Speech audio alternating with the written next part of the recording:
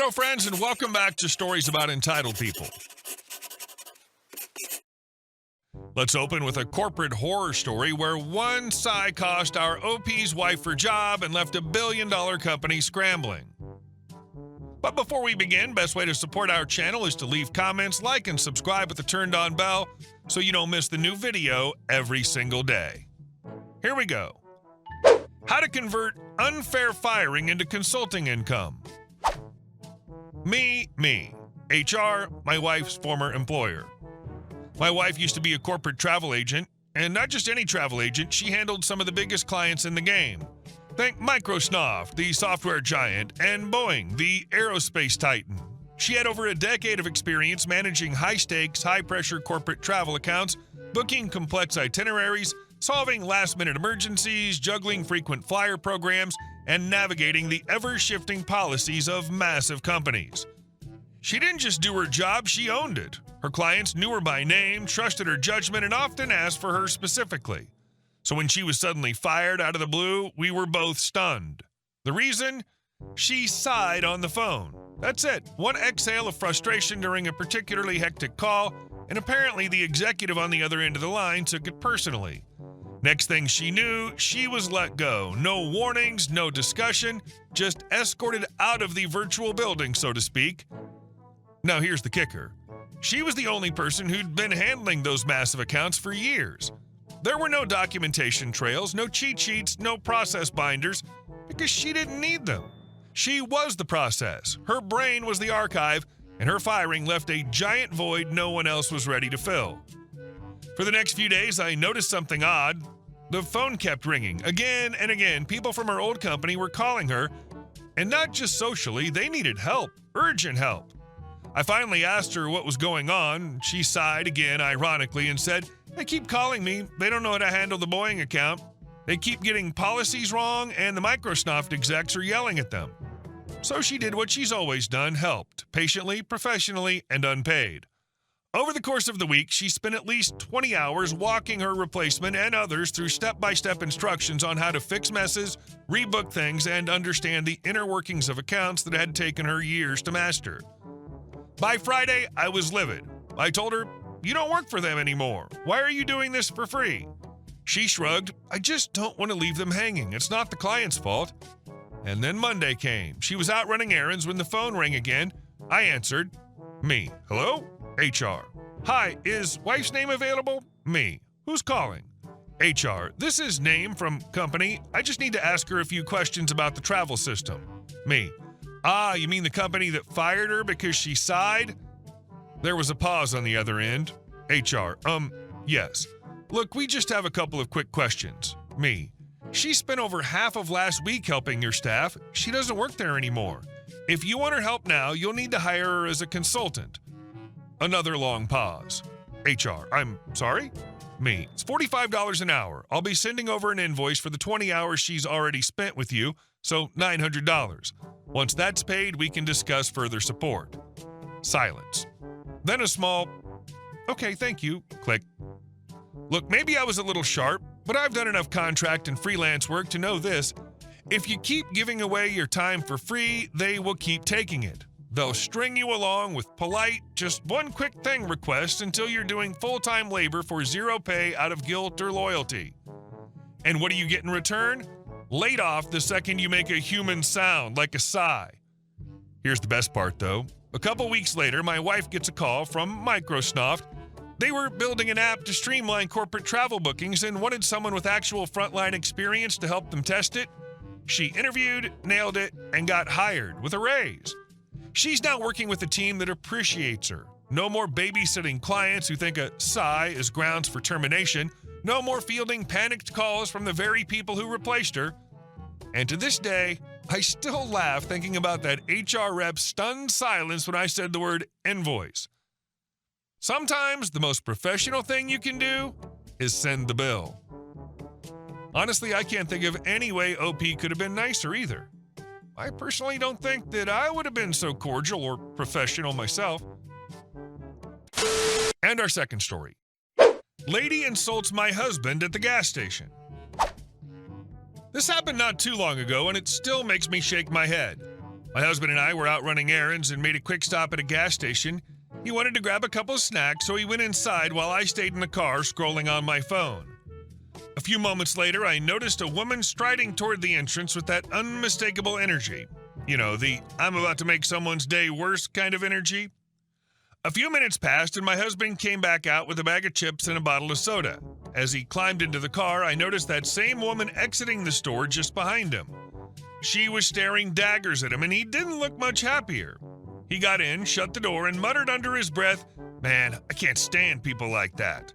Naturally, I asked what happened. He let out a long sigh and started telling me the story.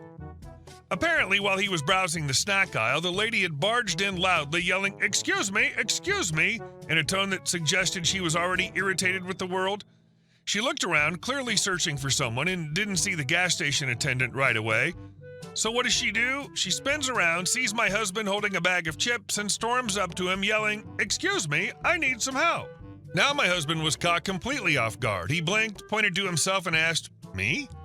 The lady rolled her eyes and said with absolute disgust, "Obviously, damn, so stupid. That's why you work in a gas station." Oh no.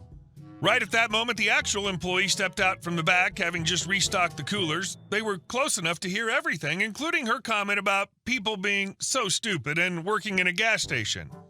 My husband could see the expression on the attendant's face drop a little. At that point, he'd had enough. He looked her straight in the eye and said, "First of all, I don't work here. I'm a customer, see?" He held up his bag of snacks. "Second, even if I did work here, you seriously need to learn some manners and have a little patience." Then he turned and walked to the register, deliberately ignoring her while she stood there looking stunned. He paid for his stuff, gave the attendant a small apologetic shrug, because really, no one should be treated like that at their job, and walked right past her on his way out. He said she had the grace to look embarrassed. I cringed a little as he told me the story. We both looked up, and sure enough, there she was, heading to her car.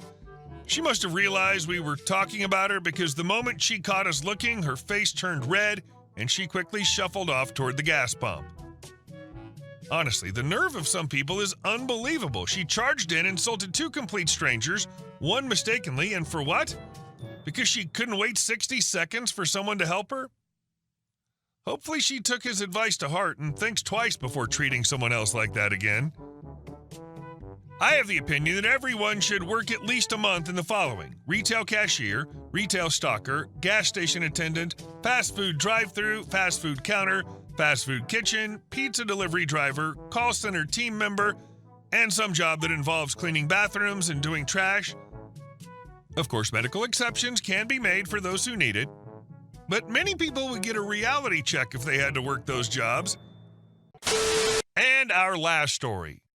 Karen screams at me for stealing a disabled spot, ends up getting her car towed.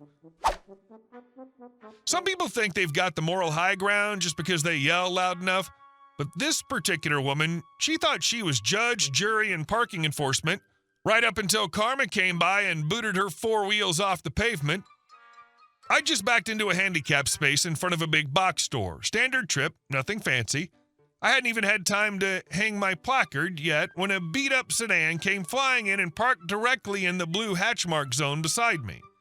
You know, the space clearly marked as not for vehicles, so folks with wheelchairs or ramps have space to get in and out.